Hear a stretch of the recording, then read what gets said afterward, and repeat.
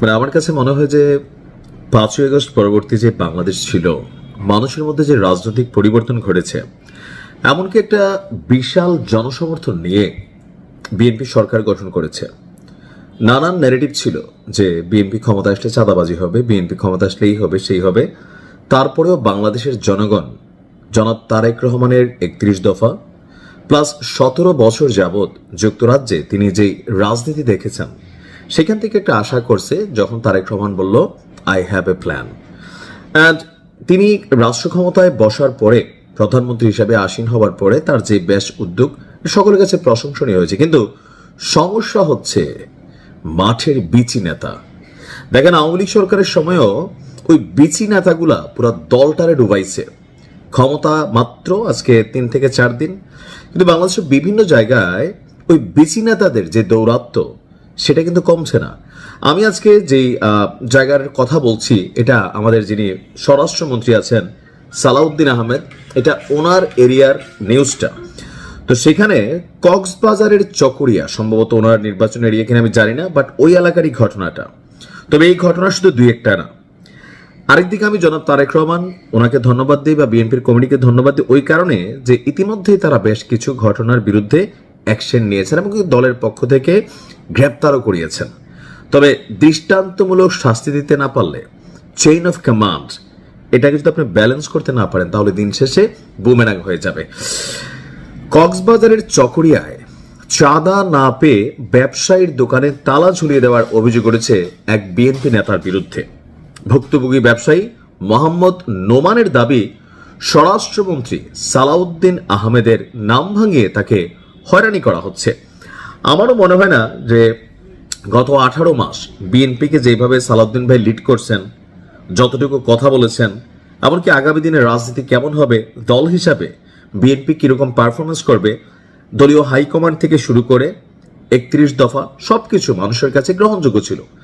একদিকে যখন বিএনপির একদম সেন্ট্রাল লিডার যারা আছেন তারা দলকে মানুষের কাছে গ্রহণযোগ্যতা দেওয়ার জন্য ইতিমধ্যেই ফ্যামিলি কার্ড থেকে শুরু করে বিভিন্ন বিষয়ে পদক্ষেপ নিচ্ছেন, মবের বিরুদ্ধে ব্যবস্থা নিচ্ছেন। অপরদিকে এরকম দুই একটা না, এগুলো অনেকগুলো ঘটনা ইতিমধ্যে গণমাধ্যমে কিন্তু আসা শুরু হয়েছে। তারপর এটার বিরুদ্ধে একটা ন্যারেটিভ তো আছেই। যারা এই মুহূর্তে বিরোধী রাজনৈতিক দল জামাত, তারা বলা শুরু করছে ভাই আগে থেকে বলছিলাম চাঁদাবাজি হবে। হ্যাঁ, তো সেই জায়গায় এসে আমার মনে হয় যে একটু শক্ত ব্যবস্থা নেওয়া দরকার। চকরিয়া পৌর এলাকায় এই ঘটনায় প্রতিকার এবং স্বরাষ্ট্রমন্ত্রীর হস্তক্ষেপ চেয়ে সংবাদ সম্মেলন করেছেন মোহাম্মদ নোমান। তিনি কিসমত আলী পাড়া এলাকার মৃত মৌলভী নূর মোহাম্মদের ছেলে। ভুক্তভোগী নোমানের বক্তব্য, চাঁদা দিতে অস্বীকৃতি জানায়, মানে তিনি চাঁদা দিবেন না, আর এজন্যই স্বরাষ্ট্রমন্ত্রীর শপথের দিনই তার প্রভাব দেখিয়ে ফাঁসিয়াখালীর গাবতলী বাজারে আমার মালিকানাধীন দোকান ইত্যাদি স্টোরে দলবল নিয়ে এসে হামলা করে তালা লাগিয়ে দিয়েছে বিএনপি নেতা নুরুল ইসলাম। তিনি নফাসিয়াখালী 8 নং ওয়ার্ড বিএনপির সাধারণ সম্পাদক এবং ইউনিয়ন বিএনপির দপ্তর সম্পাদক হিসাবে দায়িত্ব পালন করছেন। সো ওনার পোস্ট পদবি দেখে নিশ্চয়ই বুঝতে পারছেন খুবই গুরুত্বপূর্ণ এবং শক্তিশালী একটা পোস্ট কিন্তু তিনি হোল্ড করেন, যেহেতু তিনি একটা ওয়ার্ডের বিএনপির সাধারণ সম্পাদক।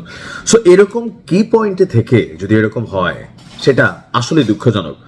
নোমান বলছেন, বিগত আওয়ামী লীগ সরকারের আমলে নুরুল ইসলামের নিকটাত্মীয় হেলাল উদ্দিন হেলালি ইউপি চেয়ারম্যান হওয়ার পর আমার দোকানে প্রথম দফা হামলা হয়, তখন আমি মামলা করি এবং তারা জেলেও যায়। অর্থাৎ আমার কাছে মনে হচ্ছে, আমি এই নিউজটা করলাম যেহেতু এটা আমার স্বরাষ্ট্রমন্ত্রীর এলাকা। একটা দেশের আইন শৃঙ্খলাকে ব্যালেন্স রাখার জন্য যিনি ভূমিকা পালন করেন সবচেয়ে বেশি, সেটা হচ্ছে স্বরাষ্ট্রমন্ত্রী। একজন প্রধানমন্ত্রী তিনি সব বিষয়ে এরকম ছোটখাটো ব্যাপারে হয়তো ফোকাস করবেন না বা নজর দিবেন না, বাট যিনি স্বরাষ্ট্রমন্ত্রী আছেন ওনার দায়িত্ব, যেহেতু ওনার নির্বাচনী এলাকা, ওনার নাম ভাঙিয়ে এই ঘটনা করা হয়েছে। সো আমি মনে করি আমাদের স্বরাষ্ট্রমন্ত্রীর উচিত হবে শক্ত একটা ব্যবস্থা নেওয়া, যেন পুরো চকরিয়াবাসী তথা বাংলাদেশের জন্য একটা এক্সাম্পল হয়ে থাকে যে বিএনপি সরকারের নাম ভাঙিয়ে অথবা মন্ত্রী এমপিদের নাম ভাঙিয়ে কেউ যদি মরার সঙ্গে সঙ্গে পড়ে যাবে কান্নাকাটির ভিড়, সবাই মরে মাটি দিতে হইবে অস্থির। এর মাঝখানে গানের লাইনের আরেকটা অংশ আছে, কেউ বা এসে হিসাব করবে কোন ব্যাংকে কি জমা, আবার এই সম্পদের জন্য এক ভাই অন্য ভাইয়ের মাথা ফাটাবে। এই যে গানটা, এটা একটা বাস্তব দৃশ্য আজকে আপনাদের দেখাচ্ছি। ভিডিওটি ভালো লাগলে সর্বোচ্চ শেয়ার করবেন। যারা মনে করেন এই ঘটনায় আসলে রাষ্ট্রীয় হস্তক্ষেপ দরকার, এই কুলাঙ্গার সন্তানদেরকে আইনের আওতায় আনা দরকার, কারণ এমন ন্যাক্কারজনক ঘটনা যদি ঘটে তাহলে সেটার প্রতিকার কি হবে। দর্শক, কথা বলছি কুড়িগ্রামের নাগেশ্বরী উপজেলায় সম্পত্তি বন্টন নিয়ে পারিবারিক বিরোধের জেরে এক বৃদ্ধের মরদেহ, অর্থাৎ একজন বাবা মারা গেছে। এখন সম্পত্তি ভাগবাটোয়ারা নিয়ে 30 ঘন্টা, কয় ঘন্টা, 1 ঘন্টা 2 ঘন্টা না, 30 ঘন্টা দাফন ছাড়া ওনাকে রাখা হয়েছে। তো পরবর্তী সময় এই ভেজাল ভুজাল শেষের পর ওনার দাফন হয়েছে। ভাবা যায় এটাই বাংলাদেশ, যেখানে আমরা দাবি করি ইসলামের আইন চলবে, 95% আমরা মুসলিম বা ব্লা ব্লা ব্লা। আর ঘটনার প্রেক্ষাপট হচ্ছে গত 18 ফেব্রুয়ারি রাত 11টার দিকে লিখিত চুক্তিতে 2 পক্ষের স্বাক্ষরের পর দাফন সম্পন্ন হয়।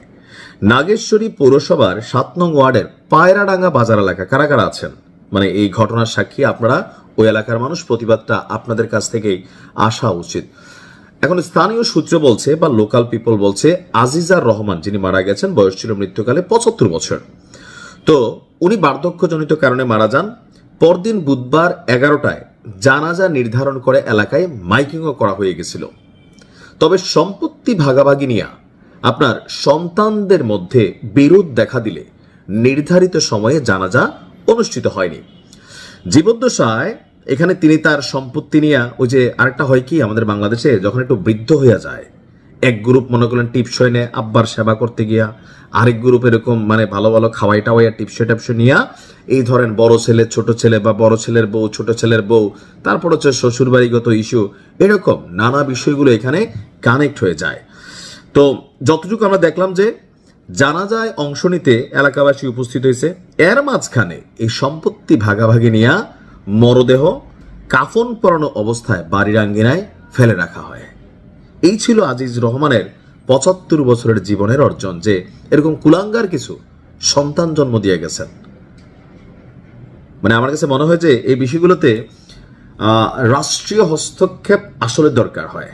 কারণ একজন মৃত মানুষ, ইসলামের দৃষ্টিতে কি, একজন মানুষ যখন মারা যায় যত দ্রুত, আমরা এটা করি কি গ্রামগঞ্জে ওই বিদেশ থেকে ছেলে আসবে, এটা আবেগের পয়েন্ট অফ ভিউতে হয়তো অনেক সময় লাস্টটা 24 ঘন্টা ফ্রিজিং করা হয়, কিন্তু সম্পত্তি ভাগাভাগি নিয়ে আমার কাছে মনে হয় তৌহিদি জনতা মাজার ভাঙ্গার জন্য দৌড় দেয়, তৌহিদি জনতা মব তৈরির জন্য দৌড় দেয়।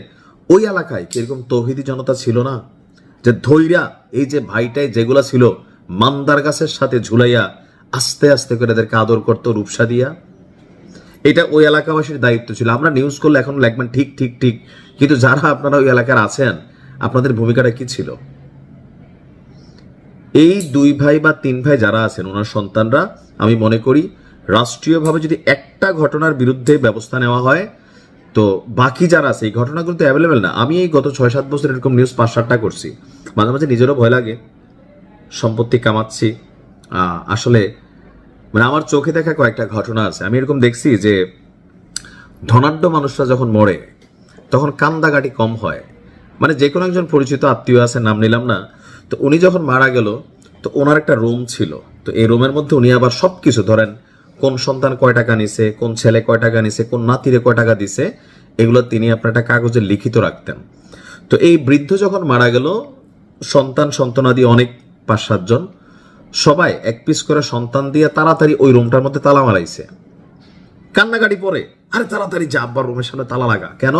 কারণ ওইখানে যে ডকুমেন্ট আছে, একটা ডকুমেন্ট যদি মিসিং হয় হয়তো 20 টাকার ডকুমেন্ট বাইচা যাবে, যার কারণে এক গ্রুপ কান্নাকাটি করতেছে, ওনাদের ছেলেরা গেটের সামনে পাহারা দিচ্ছে, মানে বৈশা না এই ব্লা ব্লা, মানে আমি নাম নিলাম না, হয়তো বুঝেও ফেলবেন, কারণ আমার নিউজ আমার আত্মীয় স্বজনরাও দেখেন।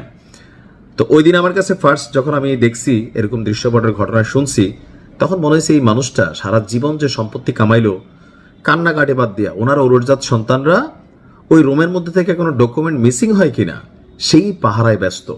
তাহলে বাকিরা যারা কান্না করতেছে, কান্নার জন্যই কান্না করতেছে। সবাই বৈশা আছে, কোন সময় মাটি টাটি দিয়ে আইসা 5 দিন না খাওয়াইয়া সবাই একসাথে বসবে, কোন ফ্ল্যাট কে নিবে, কোন